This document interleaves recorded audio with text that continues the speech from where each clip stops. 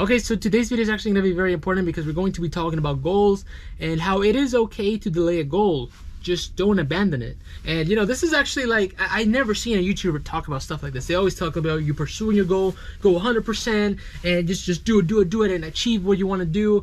And I think, you know, there's good intentions towards it because what they're trying to do is they're trying to make you focused. But here's the thing though, sometimes in life, you're just not prepared for that. You're not completely ready for that. And the closest example I can think of this was me in the apartment, because you know, if you guys know, for those of you that are keeping up track of the channel, right, I am trying to move into this like little van, right? I turn a work van, which is a tax deduction, which is why I want to do it, into a home, yet and also like a side gigs work thing, right? And you know, this is painful because, you know, in like, so probably like a week or two, I'm officially gonna be kicked out of my apartment again, and I'm gonna be living in a van. Which, I mean, yeah, there's like a negative energy to it, but I'm actually kind of excited about it because, you know, the apartment was a goal that I had, and having the ability to enjoy that goal was, I think it was fantastic. But here's the issue. When I visualized the apartment, I visualized myself being able to create content and make videos and work on the Etsy shop and you know, improve myself to a point where, you know, you guys actually really like the videos and I'm making enough money to support that lifestyle and have enough to invest in the stock market and keep dollar cost averaging into this recession that we're in, right? And it wasn't the case.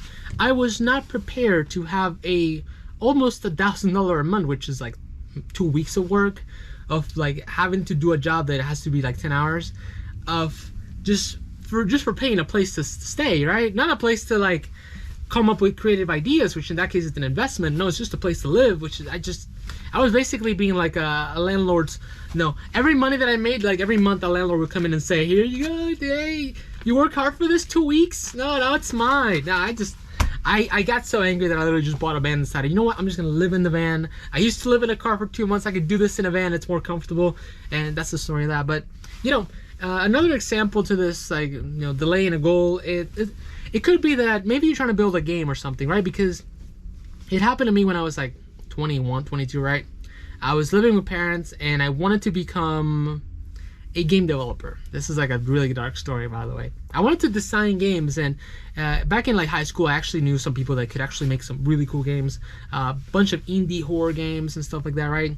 And I got a bunch of knowledge from them and stuff like that, but I never really like learned like how hard it is to like program and understanding C# and using Unity and how to make like 3D models and move and have like a bunch of other stuff, right?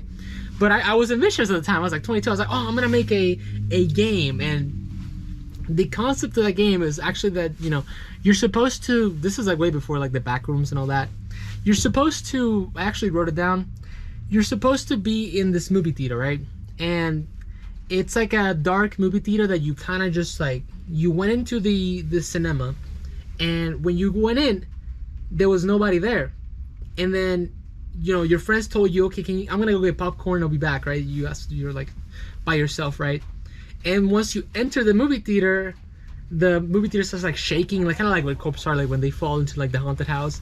And then you come out and you're like in this like haunted, scary-ish like maze cinema thing, right? I wanted to make that game, and I thought it was gonna be like it wasn't like, I wasn't thinking of like it being like a successful game, but I wanted to build that game, right? And I didn't know that I need to like learn a bunch of stuff beforehand, so I just decided to download Unity. I looked up a random ass tutorial, which, by the way, I'm gonna make a video on tutorials because tutorials don't actually help you. They don't really help you develop a skill. They just kind of help you build a, I don't know how to say it, but you know, how to use the program. They kind of just teach you how to do the program thing, but it's easier for you to learn the interface than it is to like actually look for tutorials. I'm gonna make a video on the right way to learn things because it'll make you learn twice as fast, which is how I actually learned to edit. I literally learned to edit videos in like 2 days, and now I'm learning how to do effects and stuff like that. But anyway, going back to the story, right? I decided to decide to make this horror game, and it failed miserably because I tried to follow like a tutorial, and you know, if you try to follow everything that a tutorial does, you kind of just follow what they do, and you don't really like add anything to your game. So let's say you want your game to have a flashlight, you look how to make a flashlight in Unity. All right, fine. let's say you want a game that the room changes when you get in it. You need to find a program, and then you don't find exactly what you want, or they don't teach you well what you want, and you kind of just start messing up with scripts, and you have a bunch of errors, and it's just a mess, right? And like literally like 2 months into that game, I managed to make the room, and I managed to like make a movable character, which is like a player controller. And the game sucked, guys. It was bad. It was glitchy. It had a bunch of bugs, and it was too of an ambitious project to, you know, go ahead and decide to make this horror game. And believe it or not, what happened to me was what happens to everybody that goes for an ambitious project, guys. I gave up on it. I decided to just not do it. And you know, looking back onto that, I realized what was the problem.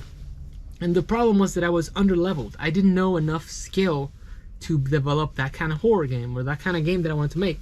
And I could have watched these tutorials. I could have tried to replicate a bunch of stuff. Could have build the I don't know how you call it, but the muscle memory to, like, you know, use the controllers, and in Blender how to extrude, how to inset, how to, you know, smooth, and how to use like subdivisions or stuff like that, right?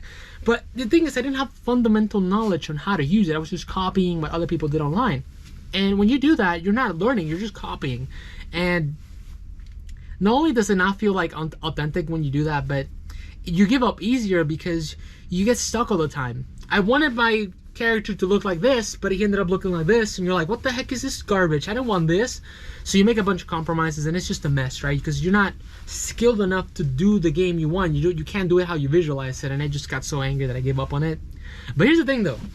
There's one thing that I did that was very smart back then, and which is the reason why, you know, I look back into it and I'm actually really proud of it. In my anger of not being able to learn how to like do the game because I couldn't do it, what I did was that I basically made like a course for myself, and every single flaw that I had, I literally wrote it down, like starting from like the beginning all the way to like creating like a mastery part of it. So I wanted to build a horror game, right? I took the idea, I literally left the project in a file somewhere in my computer, right? And I decided to make a course, and I made it from interface to basic build challenges to more like complex challenges to like then like actually like challenging myself to build easier projects, and then kind of climbing way up to that goal of, well, you know, I want to build a horror game, so I'm going to see all these kind of different things that I had issues with, whether it was character design, whether it was not understanding the interface, not knowing what to do with it, not knowing how to UV unwrap, not knowing how to like texture or rig and stuff like that. I literally made a course on every single flaw that I had, and I like left it there. And now, you know, I might consider doing this horror game again, right? But now I'm not gonna pursue the game because that's the goal, right? But I'm not gonna go for that goal immediately. Now I'm going to go for the course that I literally made for myself, which I probably have to update because that was like 4 or 5 years ago. So the program has been updated like a lot now, but even so, right? In pursuing the knowledge, the fundamental knowledge on how to do that goal, I delayed the goal, but I didn't abandon it. And I should probably make a better video on this because it's not quite clear. It's just what I'm literally just thinking. I'm not like making it structure enough to be like, oh, this makes sense, you know. But you know, essentially what I did is I didn't pursue the goal that I wanted. I didn't build a horror game because it was too difficult. But what I did is I built a frame that will allow me to build that horror game. And first I have to do all this other nonsense that you're like, oh, why don't you just make the horror game? Why don't you just go straight for the horror game right now? First, the fundamentals. You have to learn the fundamentals. Challenge yourself to master those fundamentals, and you're gonna realize that your ambition, your horror game, is easily achievable. It's so easily achievable that you might be able to do it in probably, you might think it takes longer because you have to learn all this stuff first, but no, it might take less time because you're not scatterbrain your brain and ruining and trying to go back and in and messing stuff that you already probably made. That you're using other people's ideas and stuff, right? You're not using your own ideas, and yeah, you might have to use inspiration from others. That makes sense, but you don't understand it. What does input.getSetKey means? What does symmetry means in Blender? You don't know any of that, so you're like, what the heck does this mean, right? You're having issues. I just thought it was a different kind of way to seeing it. You know, it's just. That's literally what I do with everything. Let's say I want to build a house, right? I'm not gonna just go straight and I guess you could just go by the house, right? But I want to build a house, right? What do I do? Do you think I should just buy the house and start like one step at a time trying to build it? No, you're gonna quit. You're gonna give up, right? No, what you have to learn is how to do the plumbing first, and how to do electricity, and how to understand how frameworks work, and how to, you know, and understanding, you know, cutting techniques and all this stuff. You make a course and all this other stuff, and then you build a house. That's what I'm trying to tell you guys, right? And I remember a long time ago, like I had this friend that he used to go to the gym a lot. He used to like exercise, and I remember he used to get frustrated because he kept like exercising. He kept doing like weights and stuff like that, and he kept doing his like 3 workouts a week and stuff like that, and he never like lost weight or like bulked. So he kind of just stayed steady. And I told him, well, have you checked the little things? And he like, are you constantly increasing your, you know, the amount of weights you pull and push and pull? Are you increasing your exercises by a couple minutes every workout shift? Like, you make it regular, you know? Are you paying attention to what you're eating? And he wasn't taking care of all this stuff. And, you know, as you like try to like improve yourself, you go ahead and you try to like do this stuff, and it just doesn't work out. You know, you kind of just trying to do it, and it's just not the same. So you just end up giving up. You know what I mean? And that's what happened to my friend. He gave up on exercising, and he gave, you know, as consistent as he was, and then once he stopped exercising, he gained weight like this, and he just shot the stratosphere, man. He would put Tesla to shame with how much fat he gained in like a year, man. It's crazy. But anyway, guys, just want to make a short video on that. I don't know if it made sense or not. My ideas haven't been very on point because I have all this stuff to work on, you know. But anyway, guys, hopefully it helped you out. I know it was a weird video. But I had fun making it, so that's what really matters, you know.